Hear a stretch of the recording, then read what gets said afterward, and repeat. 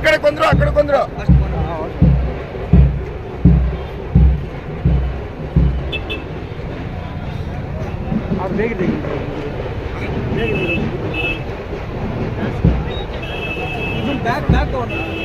కొంచెం వెనక్కి ఉన్నారు, కొంచెం వెనక్కి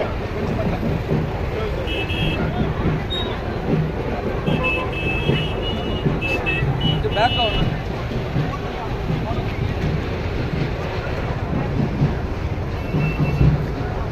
కొంచెం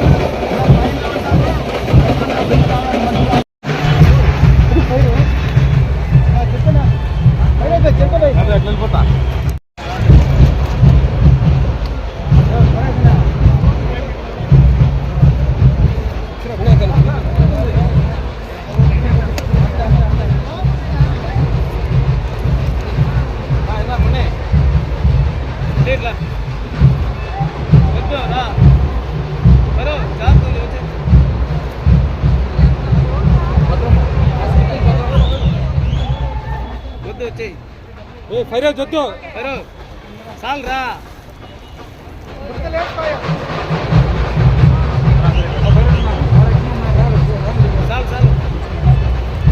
సార్ ఎట్లా వచ్చాడు.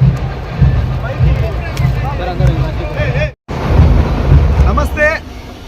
మన పలమనేరు నియోజకవర్గ ప్రజలందరికీ నా పాదాభివందనాలు, నా శుభాభివందనాలు. ఈరోజు మన పలమనేరు నియోజకవర్గ గంగమ్మ తల్లి, ఆ మహాతల్లి దగ్గర 3 మునుగులు మునిగినాను. ఎందుకు ఈ 3 మునుగులు మునిగినానంటే, అమ్మా 10 సంవత్సరాల నుండి ఒక ఇంటికి కనీసము నీళ్ళ వ్యవస్థ కూడా లేదు తల్లి. నల్లగుడ్లపల్లిలో దగ్గరుండి చూసినాను. అర్ధ భాగము కడుక్కొని ఇంకా అర్ధ భాగం కడుక్కునే దానికి నీళ్ళు లేకుండా అర్ధాపర్ధాంతరంగా కడుక్కొని ఆడబిడ్డలు అల్లాడుతూ ఉన్నారు. మీకందరికీ తెలియని విషయం ఏమంటే, చాలామందికి మర్మాంగం దగ్గర చర్మవాదులు స్టార్ట్ అయ్యి చాలా వరకు వచ్చేసిందన్న పైల్స్ ప్రాబ్లాలు వచ్చి పలమనేరులో 100కి 50% మంది వచ్చేసి మహిళల నుండి యువకుల నుండి అందరూ వచ్చేసి చాలా వరకు ప్రాబ్లం అనుభవిస్తుంటారు. ఎవరికి చెప్పుకుంటా ఉండలేదు. ఎందుకంటే కనీసం కాళ్ళు కడుక్కునేకి ఈరోజు పలమనేరు నియోజకవర్గంలో నీళ్లు లేవు. ఇది గత 2 ప్రభుత్వాలు 2 ఎమ్మెల్యేలు చేసిన అభివృద్ధి. అమ్మా గంగమ్మ ఈరోజు 3 మునుగులు మునిగి ఈరోజు పలమనేరు నియోజకవర్గంలో నామినేషన్ వేసేదానికి పోతా ఉన్నాను తల్లి. ఈరోజు నువ్వే సాక్ష్యమ్మా. 10 సంవత్సరాల నుండి నీళ్లు, కనీసం తాగడానికి నీళ్లు, కనీసము కడుక్కోవడానికి నీళ్లు, కనీసం స్నానం చేయడానికి నీళ్లు కూడా లేని అభివృద్ధి సాధించినారు ఈ నాయకులు 10 సంవత్సరాల నుండి. అమ్మా గంగమ్మ తల్లి, నీలో ఎటువంటి తప్పు లేదమ్మా.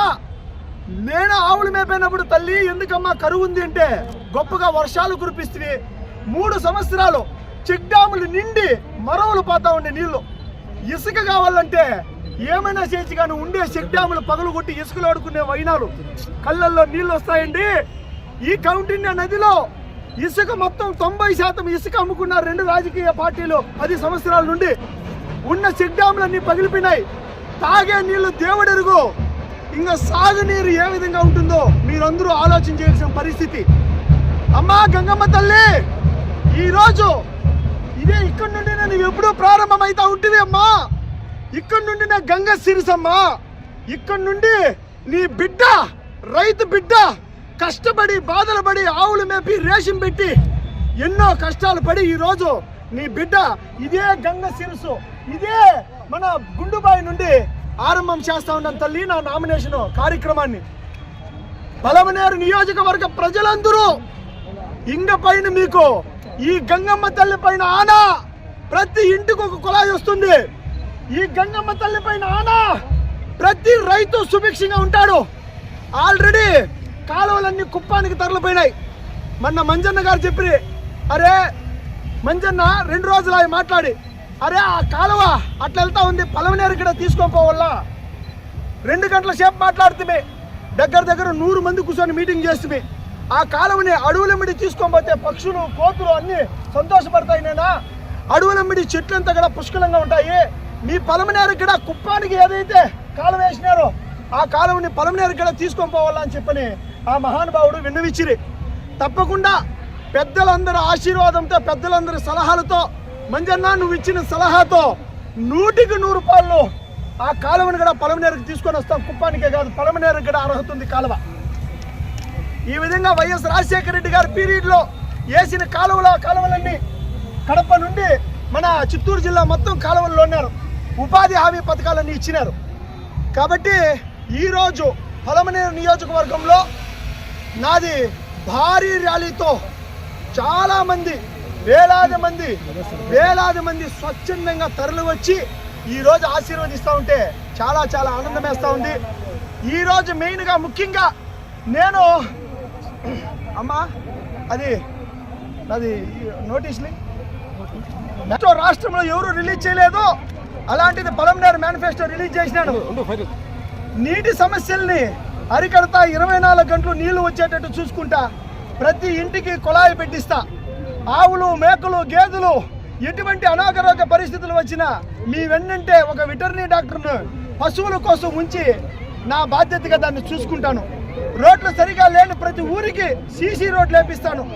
ప్రతి గ్రామ పంచాయతీకి సంబంధించి ప్రజలు ఎటువంటి అనారోగ్యాలు వచ్చినా 24/7 చూసుకునే విధంగా మంచి డాక్టర్లతో గ్రామ ఆరోగ్య కేంద్రాలను ఏర్పాటు చేస్తా. ప్రతి ఊరిలో డ్రైనేజీ వ్యవస్థ ఏర్పాటు చేస్తాను. ప్రతి ఇంటికి మరుగుదొడ్లు కట్టిస్తాను.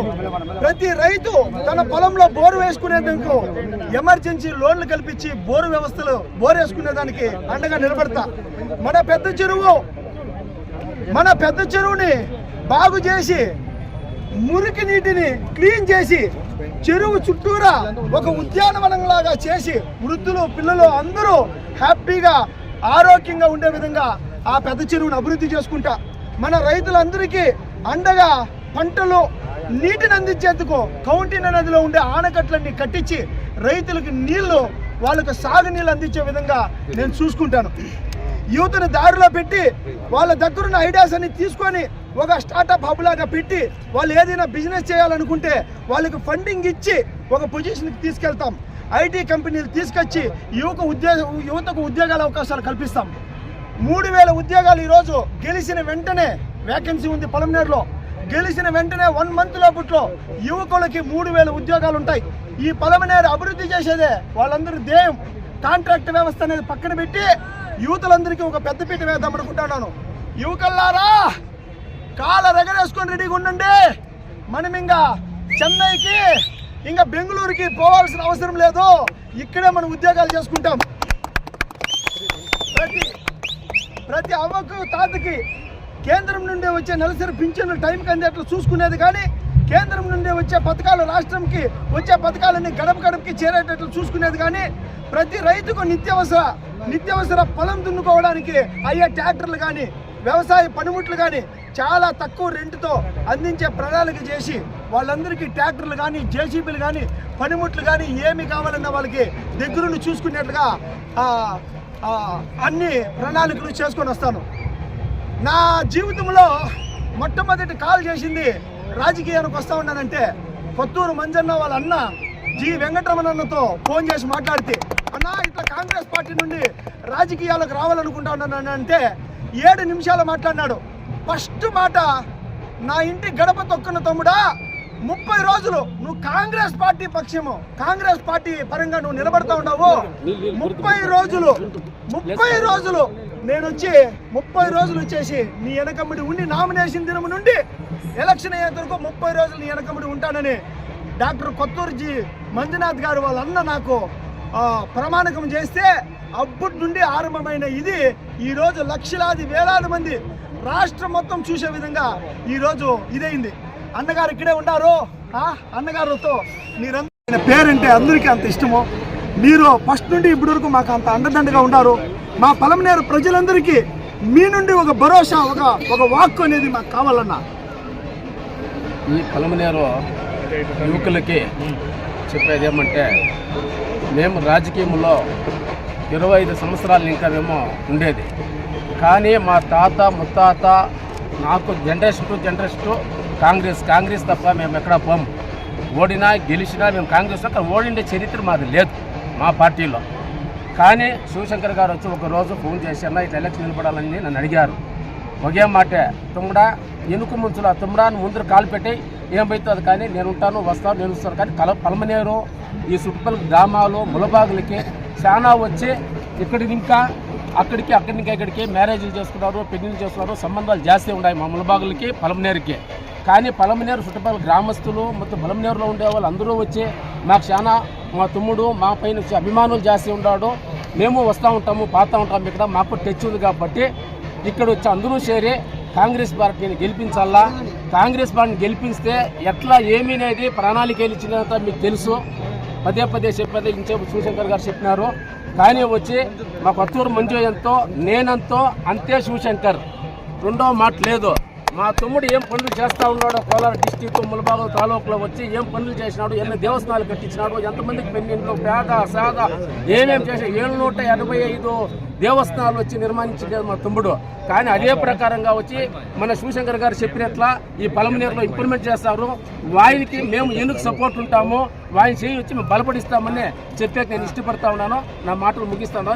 జై కాంగ్రెస్, జై బోలో పార్టీకి, జై బోలో షర్మిలమ్మ గారికి, జై బోలో శివశంకరన్న గారికి, జై బోలో వెంకటరమణ గారికి, జై బోలో కొత్తూరు మంజన్నకి, జై బోలో కొత్తూరు మంజన్నకి, జై బోలో కొత్తూరు మంజన్నకి, జై బోలో షర్మిలమ్మ గారికి, జై బోలో షర్మిలమ్మ గారికి, కాంగ్రెస్ పార్టీకి, కాంగ్రెస్ పార్టీకి.